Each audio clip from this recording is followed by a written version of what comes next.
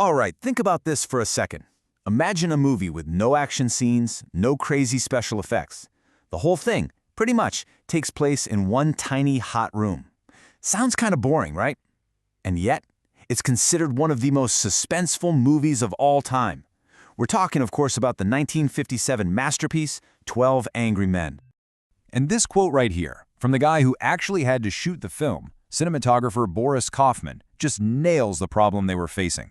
I mean, how do you make a gripping story when you're literally stuck in a box? This wasn't just some small limitation. It was the central creative problem they had to figure out.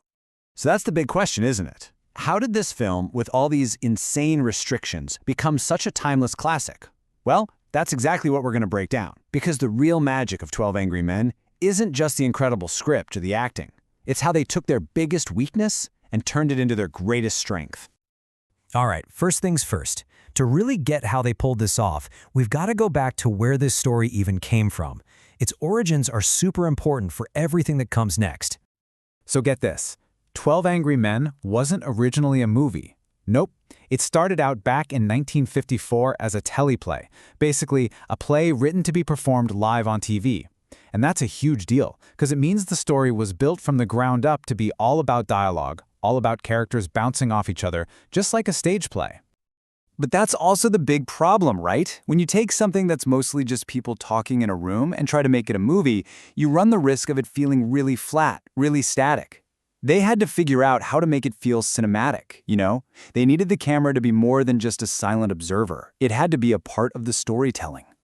And that leads us right into the visual genius of this movie. This is where the director, Sidney Lumet, and his cinematographer, Boris Kaufman, did something absolutely incredible. They looked at that one-room problem and just completely flipped it on its head. Their solution was, honestly, it was brilliant. Instead of trying to make you forget they were stuck in one room, they decided to lean into it. They weaponized the confinement. Every choice they made with the camera and the lighting was designed to crank up that feeling of tension, of claustrophobia, until the room itself feels like it's squeezing you. Okay, so first up, lighting. Just look at how this plays out. When the movie starts, you've got this bright, hot sunlight pouring in. It feels open, certain, like the verdict is a slam dunk. But as the arguments start getting heated, the sky outside literally gets darker. And then, right at the climax, a huge rainstorm hits. Suddenly, they're trapped with only this harsh, artificial light. The storm brewing outside is a perfect mirror for the emotional storm happening inside. So cool.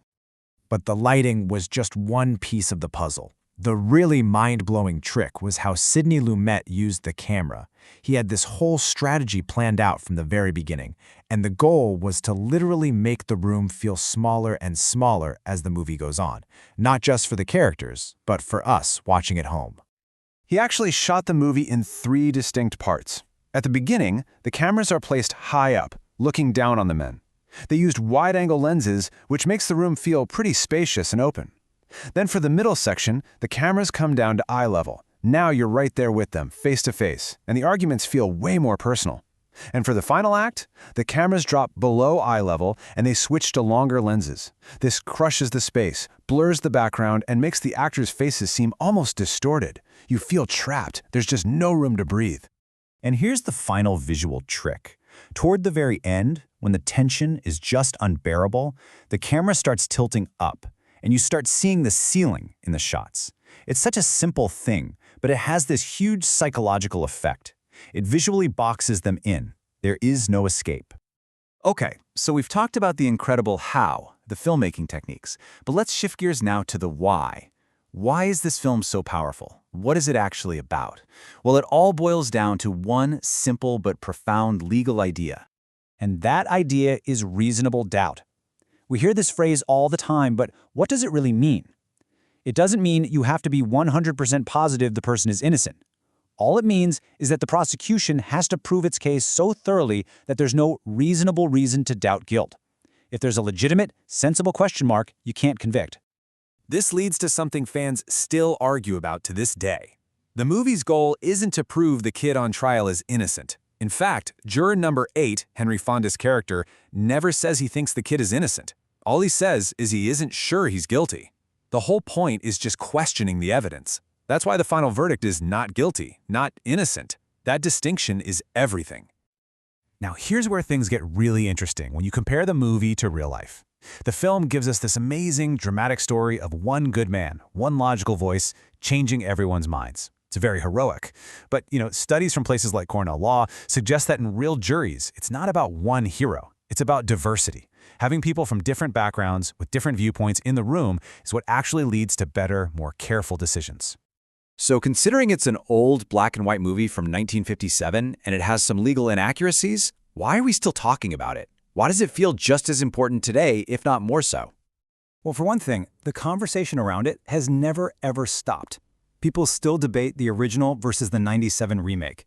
There are endless fan theories about whether the kid actually did it. It's still shown in law schools and psychology classes. It's just this perfect storm of themes that never get old. Prejudice, peer pressure, what justice really means, and courage.